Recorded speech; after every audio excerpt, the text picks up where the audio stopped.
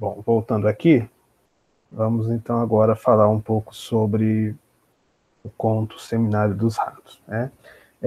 Vocês perceberam aí pela apresentação das obras que, embora a Lígia seja classificada como uma escritora pertencente à geração de 30, ela atravessa as décadas, né? Então, as primeiras obras que ela publica, né, final da década de 30, início da década de 40, na verdade acabam sendo deixadas de lado pela própria autora, né? Se a gente pensar na primeira grande obra, que é Ciranda de Pedra, ela vai ser publicada só em 54.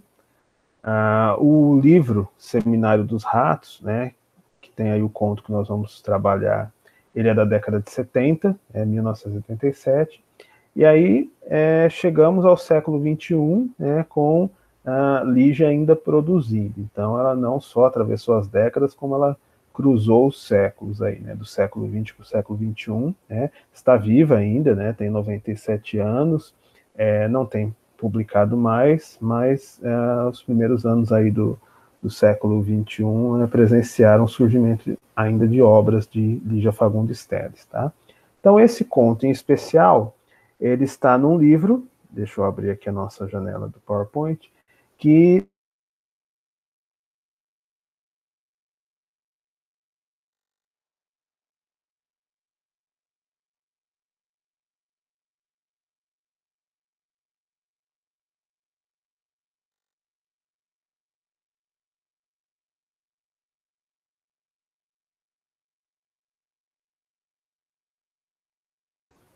caí aqui, mas já voltei. Então eu falava que o Seminário dos Ratos, ele é lançado em 77, e aí nós vamos pensar nesse contexto, esse panorama, né, nesse fundo histórico social, né, os anos de chumbo aí da ditadura militar, o conto, embora tenha todo esse lado aí do insólito, do psicológico, ele é um conto muito marcado por essa perspectiva histórico-social, né, as metáforas que o conto constrói ali em torno da ideia do Seminário dos Ratos, tá? E nós vamos então caminhar entre essas duas linhas, né, o psicológico, o insólito e a crítica político-social. Tá? Deixa eu abrir aqui o nosso arquivo para a gente acompanhar aqui.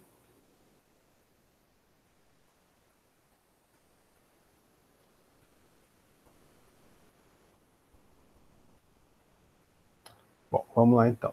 O professor Alfredo Bose, da USP, né, no seu livro História Concisa da Literatura Brasileira, quando ele cita Lígia Fagundes Telles, ele vai pegar como ponto de referência o romance As Meninas, né, também da década de 70, que também traz esse pano de fundo histórico, social, marcado aí pelo regime militar. Né? E o Bose diz o seguinte: Lígia Fagundes Telles fixa, em uma linguagem límpida e nervosa, o clima saturado de certas famílias paulistas, cujos descendentes já não têm norte.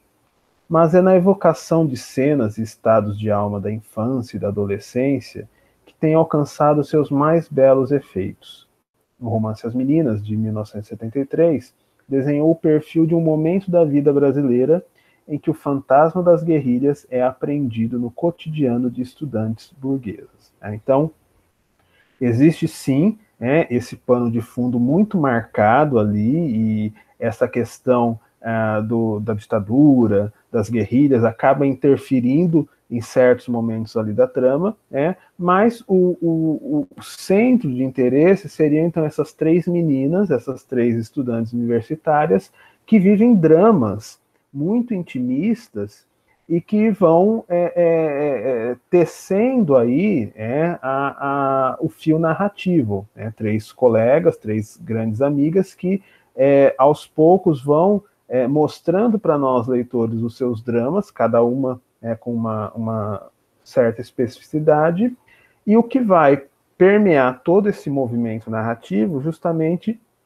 é esse pano de fundo, né, essa questão aí da ditadura, das guerrilhas, que né, vai interferir, inclusive, no desfecho aí da trama. Tá? Mas como nós já falamos aí na questão da teoria do romance, a Lígia é classificada como uma escritora dos chamados romances de introspecção psicológica. Então, essa questão da psicologia do personagem, do fluxo de consciência, do intimismo, é muito marcado aí nessas narrativas. Tá?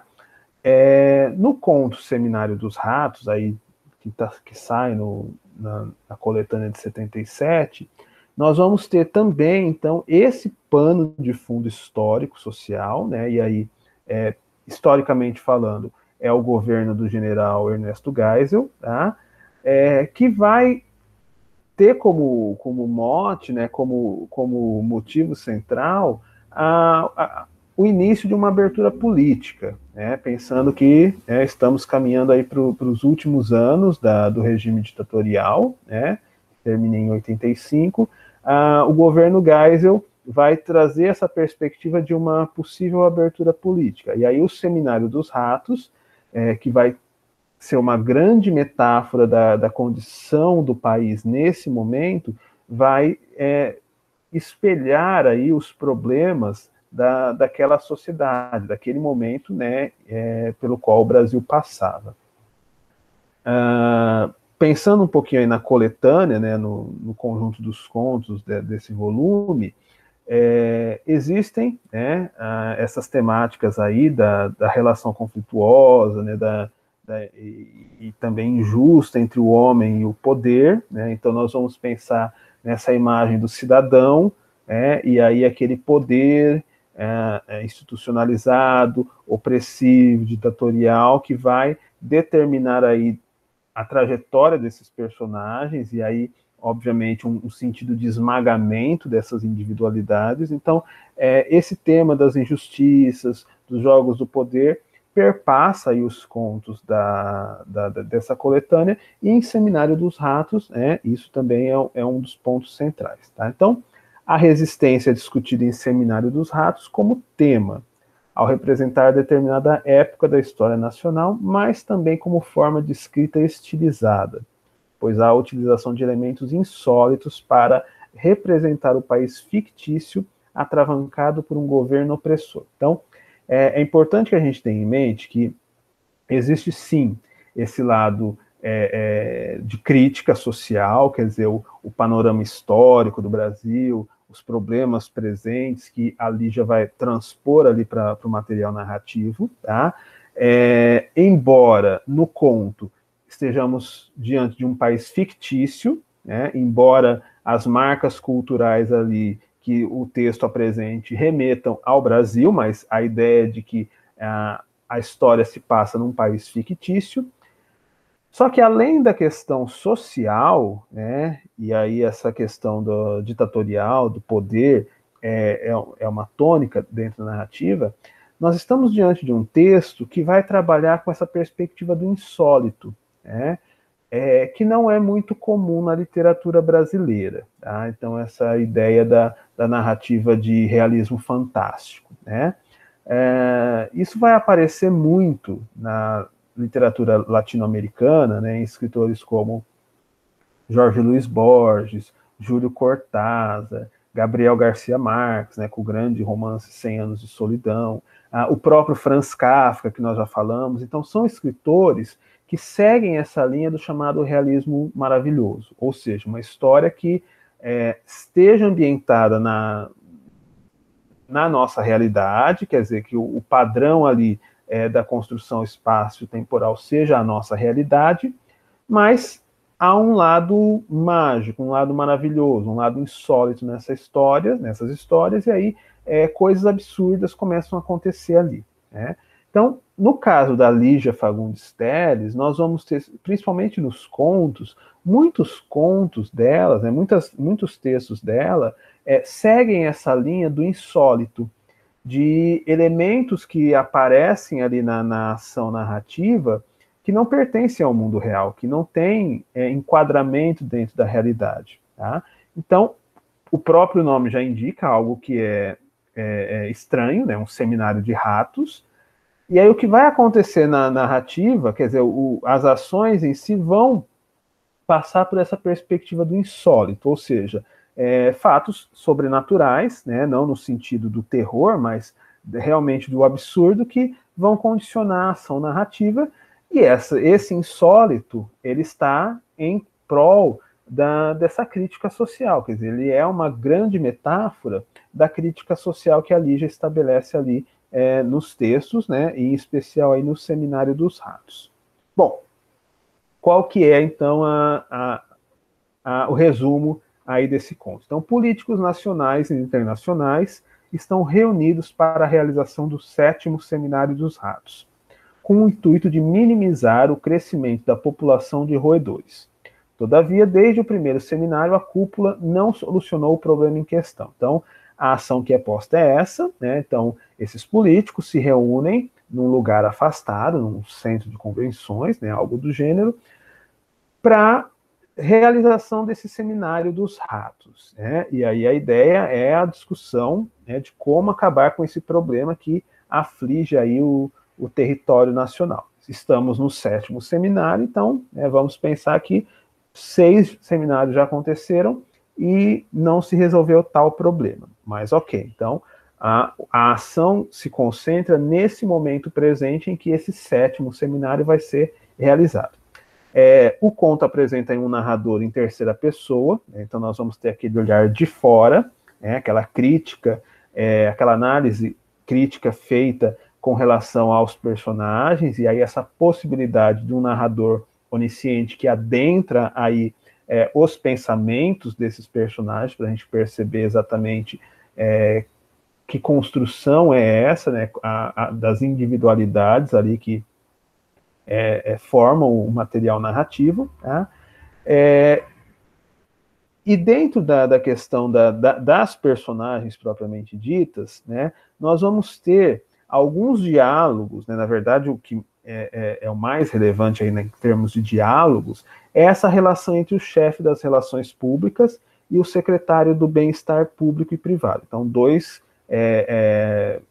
figuras proeminentes aí desse governo, responsáveis ali pelo seminário, e além desse olhar do narrador, então, que vai, obviamente, mostrar para nós toda a estrutura da ação, e aí puxar os pensamentos dos personagens, boa parte desse tom irônico, dessa crítica, está presente na fala, no diálogo dessas duas figuras, que vamos dizer assim, é o diálogo central da história, que se estabelece entre esses dois personagens. A narrativa se divide em duas partes, tá? Então o conto está dividido em duas partes. A primeira parte seria a preparação para o evento. Então, aqueles momentos, né, antes do início do evento, e aí já esses diálogos que vão dando o tom crítico aí à história e mostrando a ironia por trás aí do material narrativo, tá? E um ponto central aí já nessa primeira parte da história é justamente essa questão da manipulação do povo. Então, a gente percebe como centro de interesse ali desses personagens, dessa cúpula, essa perspectiva de você manipular o povo por meio da informação. Então, isso, né, vai se desdobrar aí ao longo da história, mas já soa para nós como um primeiro ponto crítico com relação ao Brasil dos anos 70, quer dizer, a ideia de um governo ditatorial que manipule a informação e que esconda, obviamente, né, por conta dessa manipulação, a real situação do país. Tá? Então, isso já aparece nessa primeira parte do conto. A segunda parte é o momento pós-invasão dos ratos, quer dizer, o Seminário dos Ratos, aquele espaço, aquele centro de convenções, ele é invadido pelos ratos, ele é destruído, né? Acaba ali a possibilidade de qualquer palestra, de qualquer conferência, por conta dessa invasão que já está sendo prenunciada no texto, né? Então, algo que já fica implícito ali ao material narrativo que está por acontecer, né? Uma tragédia anunciada. Tá? Então, o espaço ficcional, juntamente com o narrador, é uma instância fundamental para a instauração da ironia e do insólito como forma de identificar o momento histórico nacional. bem como as intenções dos políticos frente aos problemas sociais. Tá?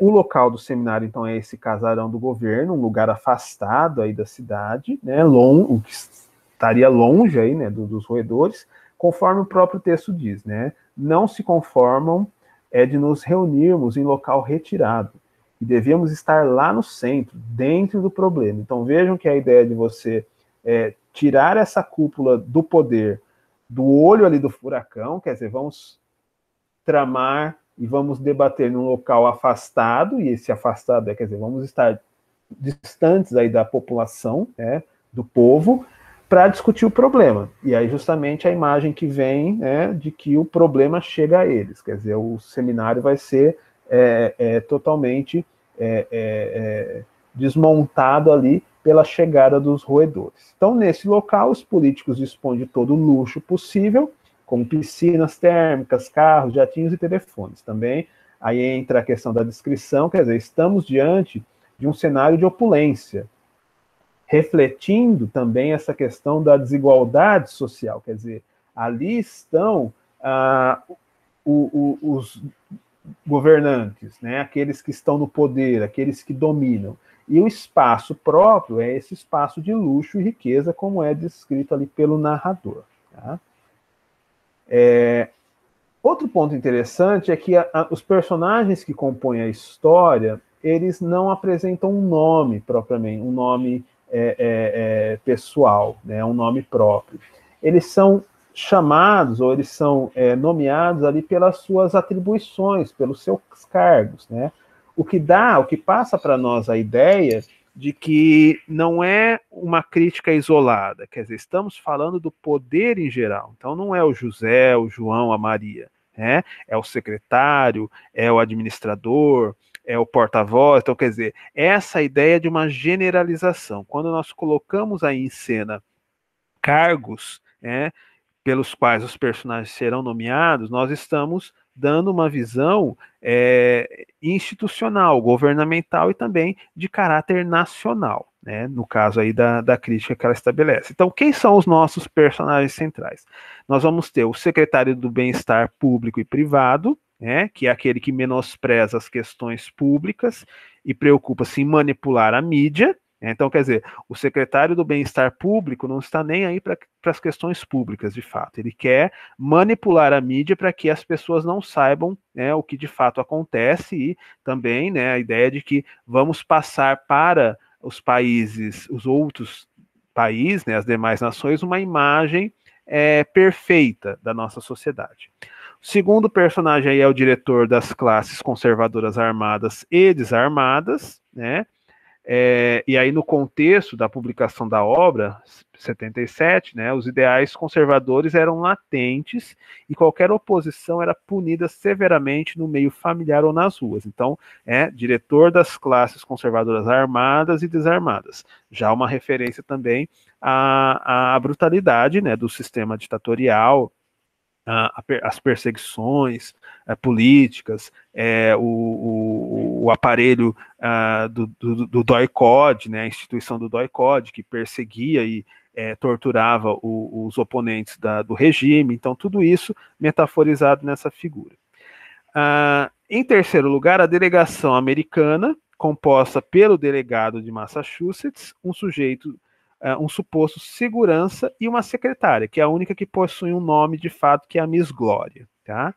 O nome, embora nós tenhamos aí um nome próprio, um nome realmente humanizado, fica a impressão para nós que isso também é uma grande metáfora. Quer dizer, quando a gente pensa na Miss Glória, e aí, obviamente, ela vem como representante também do governo americano, nós vamos pensar na questão hegemônica, a grande potência aí do mundo capitalista pós Segunda Guerra Mundial, que é os Estados Unidos. E aí, a crítica que o texto vai trazer, justamente dessas relações entre Estados Unidos e Brasil durante o período ditatorial, tá? Já o chefe de relações públicas, um jovem de baixa estatura, organiza todo o seminário e é o único sobrevivente da invasão dos ratos. Então, quer dizer, é ele, o que seria o responsável ali pela organização do evento, e depois da catástrofe, né, ele é o sobrevivente ali, aquele que fica para contar a história. Tá? Então a narrativa é construída principalmente pelo diálogo dele com o secretário do Bem-Estar Público e Privado, quer dizer, obviamente esse diálogo anterior à catástrofe aí da invasão dos ratos, né? Além da função social, sua fala é marcada pela presença da palavra bueno. Tá?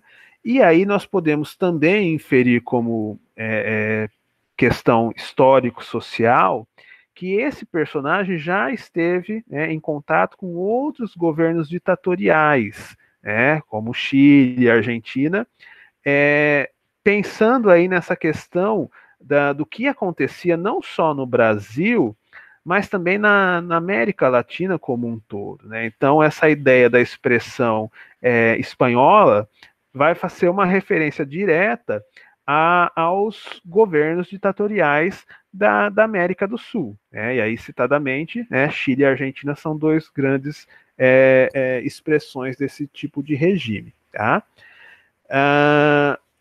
E é ele, então, que procura ali, né, e que tem as ferramentas, né, as sacadas para manipulação da mídia, né, da imprensa e das manifestações dos ratos. Então, quer dizer, ele é o responsável por não só tentar resolver o problema dos ratos, né, ou jogar esse problema para escanteio, para debaixo do tapete, mas também a questão da informação que é dada a público, né, como levar essa informação para a imprensa, né? Como dar a público informações que são, na verdade, fake news. Tá? Vejam que a gente fala muito hoje em fake news, isso aí lá nos anos 70 já era motivo de discussão também, só não tinha esse nome ainda. Tá? Um dos assuntos tratados é a presença dos americanos no seminário, visto que, segundo o chefe das relações públicas, a solução para os ratos deveria ser uma questão tratada internamente sem intromissões. Tá? Então também tem esse contraponto de é um problema interno, então temos que resolvê-lo aqui, mas os americanos foram convidados para o seminário. Tá? E aí eu trago uma citação da Berenice Lamas, que analisa o texto, ela fala o seguinte: fica evidente a posição política contrária à intervenção americana no país, principalmente porque na época havia suspeitas de que os agentes americanos especializados em repressão política vinham ao Brasil treinar torturadores.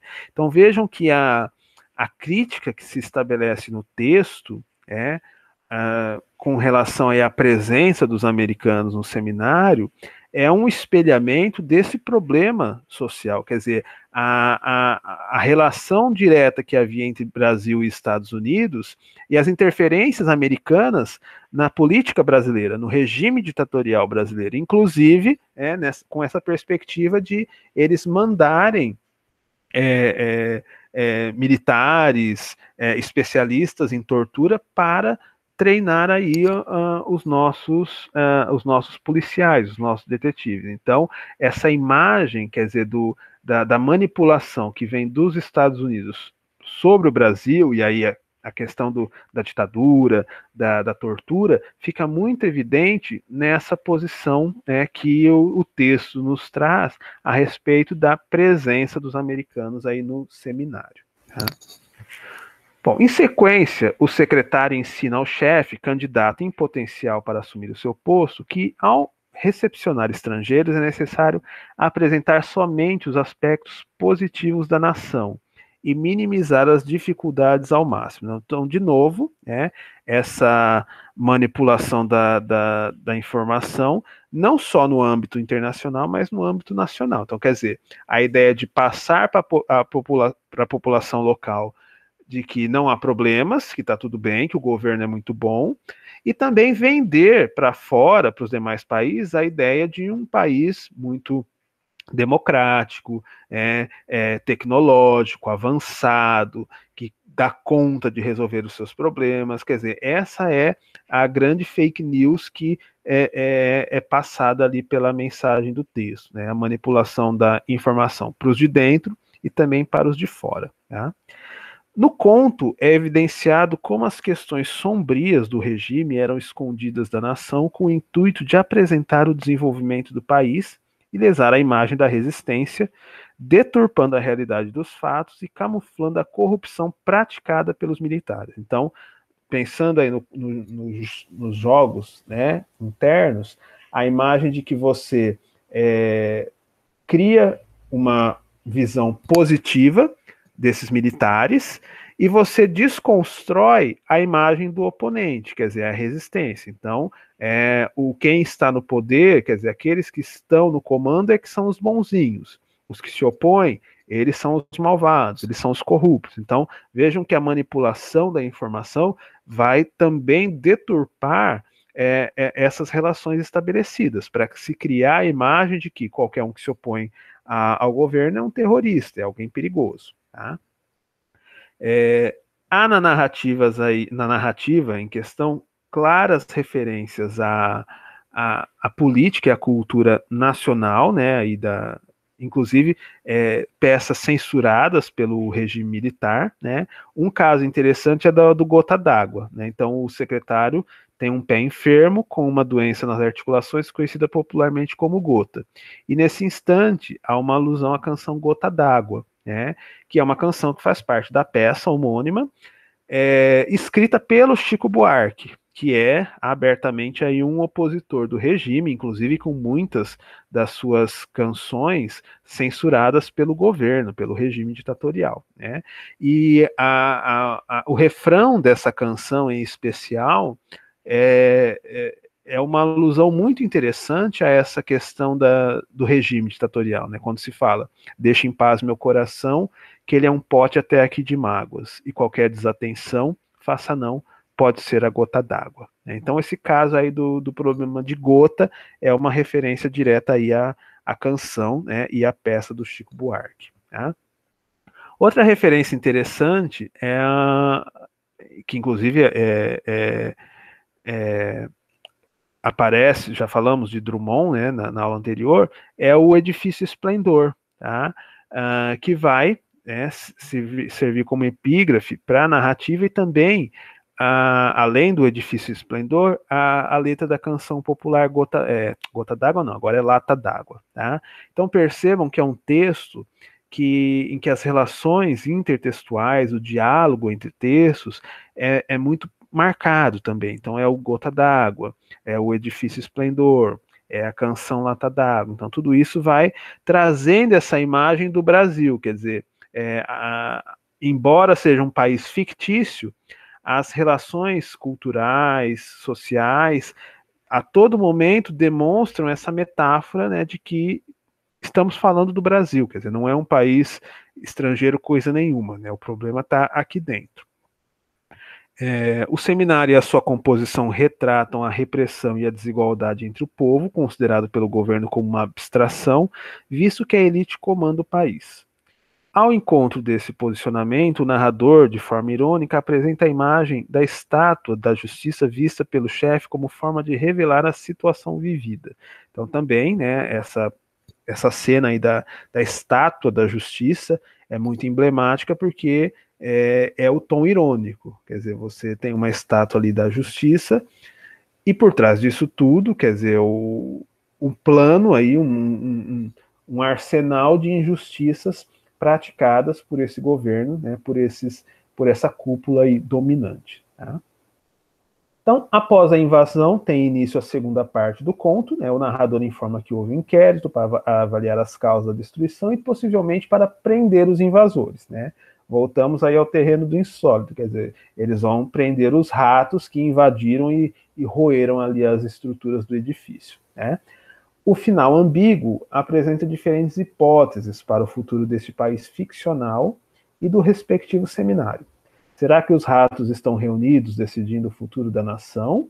Ou a permanência das paredes revela a continuidade da repressão, sendo a invasão uma luta da resistência que não obteve êxito? Então, é um tipo de texto que não tem um final claro, porque essa questão do insólito, que acaba perturbando o leitor, ela está aí para isso mesmo. Então, nós não temos respostas prontas. quem são os ratos? Quer dizer, os ratos são uma metáfora da resistência ou eles são uma metáfora do governo corrupto? E esse edifício roído, mas que continua de pé.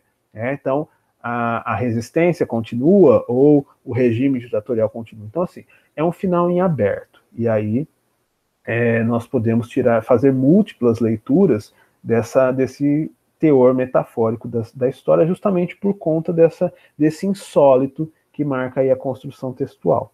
O conto é marcado principalmente pela ironia e pelo elemento insólito, no qual os ratos transgridem a ordem estabelecida, propiciando inclusive a metamorfose, visto que os homens se tornam animais e os animais se tornam homens. Então, bem simbolicamente, né, essa imagem da antropomorfização, quer dizer, do animal com características humanas, e o contrário, né, a zoomorfização, os homens que descem aí a condição de animais, está também presente aí no texto e que é gerador desse sentido maior aí com relação às temáticas sociais e políticas que a Lígia busca criticar nesse conto em especial. Tá? Teríamos mais aí para falar do seminário, mas assim, em linhas gerais, nós podemos trazer essa perspectiva aí de análise, tá? E eu queria agora abrir para perguntas, dúvidas. Deixa eu só interromper aqui. Nosso tempo já esgotou, mas fiquem à vontade. Tá?